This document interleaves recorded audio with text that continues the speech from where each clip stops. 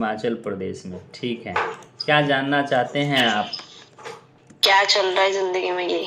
अच्छा, क्या चल रहा है जिंदगी में? चलिए, बहुत अच्छी बात है। क्योंकि सही नहीं चल रही है तो कुछ तो गड़बड़ है। हाँ, कुछ तो गड़बड़, राइट, सही है।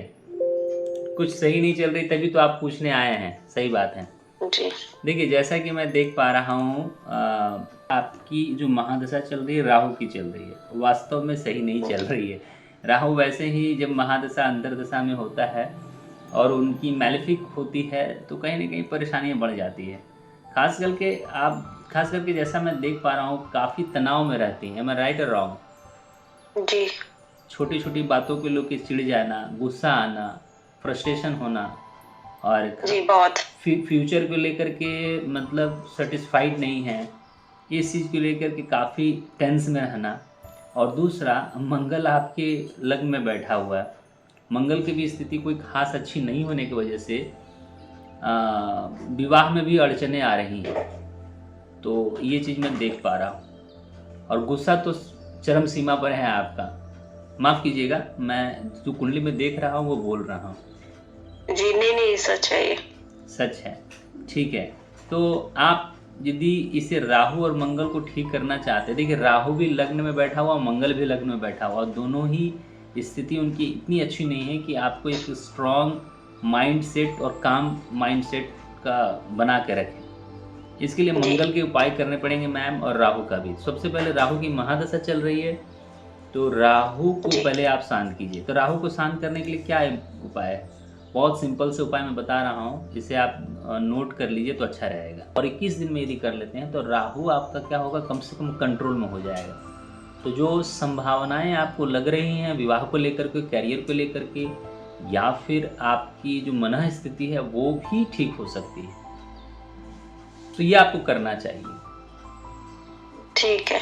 और क्या पूछना चाहती हैं, पूछिए।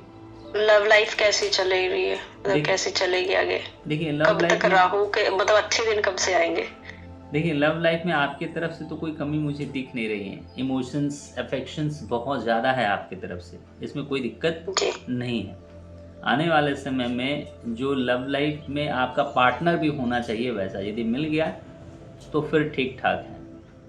तो जिनसे आप लव कर रहे हैं उन्हीं से आप मैरिज करना चाह रहे हैं? करना तो चाह रही हूँ पर बात ही नहीं हो रही नवंबर से तो।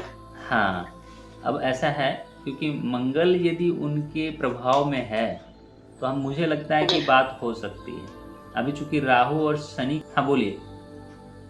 ये अप्रैल, मतलब कब हो सकती है कुछ नहीं पता। नहीं पता है ना, 24 अप्रैल 2025 के बाद जो है समय आपके अच्छे आ रहे हैं।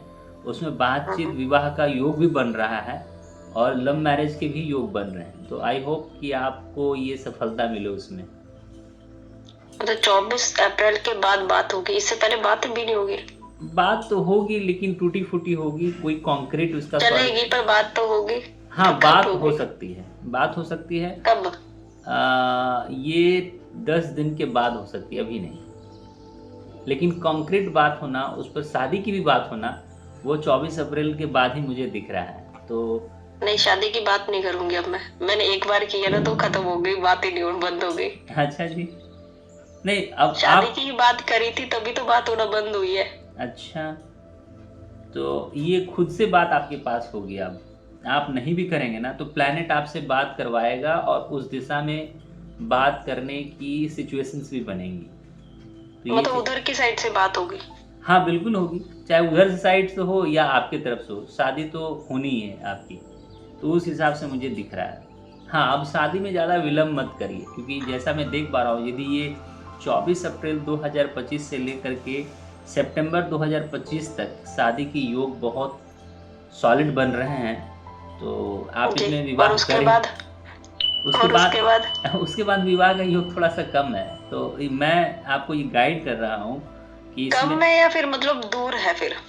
फिर दूर है, कम है मतलब दूर ही है तो कम ही है, समझिए। दूर हो या कम हो, फिर दूर बहुत मतलब कितना दूर? हाँ, बता रहे हैं कितना दूर। देखिए, ये तो आपका सितंबर 2025 तक, अप्रैल से ये बहुत अच्छा टाइम है। नेक्स्ट जो आने वाला टाइम है वो है आपका नेक्स्ट,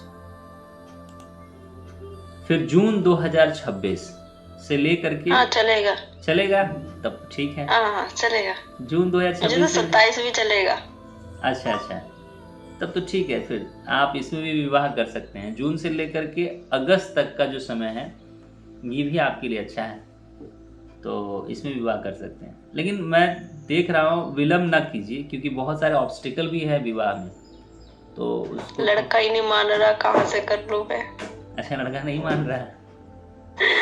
क्या बोल पता रहा है नहीं क्या लड़का? है, मतलब घर वालों को मना सकता है, बट स्टिल उनका वो ये कि इंटर कास्ट में शादी नहीं हो सकती। अब पता नहीं क्या है क्या नहीं है। घर वाले नहीं मानते हैं, बात भी सही है। पर पता नहीं लड़के की तरफ से लड़का मानेगा या नहीं। क्या नाम है लड़का का, बताइए? लड़का तो फिलहाल अभी मानने के मूड में नहीं है, वो काफ़ी तनाव में चल रहा है इस बात को लेकर के। अपने लाइफ में वो बहुत सारी चीज़ें चेंजेस करा है आपको लेकर के, लेकिन यही है कि उसके इनोसेंट जो है उस पर हावी हो जाते हैं। काफ़ी वो इनोसेंट बंदा है, एक्सपीरियंस वाला भी है, तो इस चीज़ का अनुभव उसको है कि हम क्या गलत कर रहे हैं क्या सही। और चूंकि आपसे प्रेम भी है, तो दुराव होने के कारण, यानी कि दूरियां बढ़ने के कारण उसको इस बात का दुख भी है। ऐसा नहीं है कि प्रेम नहीं है, लेकिन वो एक्सप्रेस नहीं कर पाता अपने चीज़ों को। क्यों? क्योंकि वो इनोसेंट है। इनोसेंट मतलब कि अपने हूबहू चीज़ों को रख पाना घर वालों के पास दिक्कतें आती हैं, बात यहीं पे है। आएगा ये पक्का है। देखिए, पक्का तो मुश्किल है कि इनका आपके साथ विवाह होना है, लेकिन हाँ, विवाह यदि इस डेट को मैं जो बोला हूँ, अप्रैल से लेकर के सितंबर तक का जो डेट है, यदि इसमें हो जाता है तब तो निश्चित होने की प्रोबेबिलिटी बढ़ जाती है। नहीं मतलब बात होने वाला, बात होगी ये है। हाँ, बात होगी 24 अप्रैल 2025 के बाद बात होगी। आप नहीं भी करेंगे ना तो वो सामने से करेंगे। ये जो समय है अच्छा है। अच्छा, 2 साल से तो आप एक ही गांव के हैं या फिर कैसे मिले आप लोग? नहीं, एक फ्रेंड के थ्रू मिले थे। अच्छा, फ्रेंड के थ्रू मिले थे।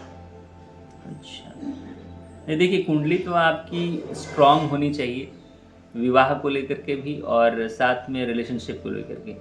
तो मुझे ऐसा लगता है कि आपके मैरिज में कोई दिक्कतें तो नहीं होंगी मैरिज लाइफ में, लेकिन हाँ, आपको अपने आप पर कंट्रोल रखना पड़ेगा, क्योंकि जो एग्रेसिव माइंडसेट है वो चीज़ यदि चेंज कर लेते हैं तो ठीक रहेगा। मार्स और राहु दोनों एग्रेसिव आपको बनाता है, तो आपकी छोटी छोटी चीज़ों को लेकर के वो टेंस भी हो जाते हैं।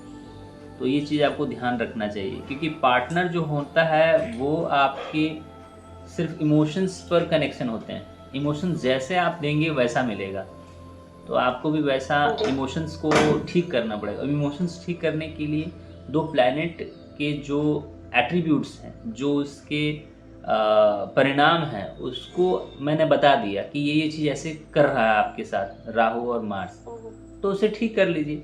उसे जब ठीक कर लेंगे मंगल तो के लिए क्या करना होगा? हाँ, बता। अभी तो मंगल के लिए तो अभी मैं ट्यूसडे का ही करती हूँ फास्ट, हनुमान जी का ही। देखिए, फास्ट अच्छी चीज़ है। फास्ट करने से बायोलॉजिकल जो चीज़ें हैं वो ठीक रहेंगी। मंगल के लिए कभी भी आपको किसी से झूठ नहीं बोलना है, 1 नंबर। तो आपको मंगल की ये सारी चीज़ें मैं आपको बताया हूँ, मंगल और राहु दोनों के लिए। इसका उपाय कीजिए, कुछ ना कुछ तो लाइफ में पॉजिटिविटी आएगी ही। ऐसा इसलिए क्योंकि हम उस प्लैनेट से प्रभावित होते हैं, हमें उपाय नहीं पता होता है, और पूरी लाइफ में हम उससे त्रस्त रहते हैं, और उसका हमें परिणाम जो है भुगतते रहते हैं, और हम कष्ट में पाते हैं कि ये कैसे होगा वो कैसे होगा। तो हमें प्रॉपर तरीके से रेमेडी यदि करते हैं अपने लाइफ को सुधारने के लिए तो ठीक रहता है। आप ऐसा मान के चलिए, जब बच्चे जब पढ़ाई करते हैं ना, तो उनको पता नहीं होता है कि हम किस शेप में जाएंगे। जब वो धीरे धीरे धीरे मास्टर उनको सही गाइड करता है कि ये पढ़ो, आप ये पढ़ो, ऐसे करो, तो उनका ना एक शेप बनता है बच्चे का। तो हमें भी एस्ट्रोलॉजी के माध्यम से अपने लाइफ को हर्डल्स हैं या जो बेनिफिट मिलने वाला है उसको एक शेप में लाना चाहिए। तो मैं आपको गाइड कर रहा हूँ, यदि इस रास्ते पर चलेंगे तो आपकी लाइफ में एक पॉजिटिविटी का एक फ्लो आएगा, जिसमें कि आप उस चीज़ को महसूस कर पाएंगे, हाँ मैंने ये करा तो ये लाभ हुआ है। ठीक है, जी। बस यही जानना था मेरे को। अच्छा जी, चलिए ओके, बहुत बहुत thank you, thank you, thank you sir. Thank you ji, प्रणाम।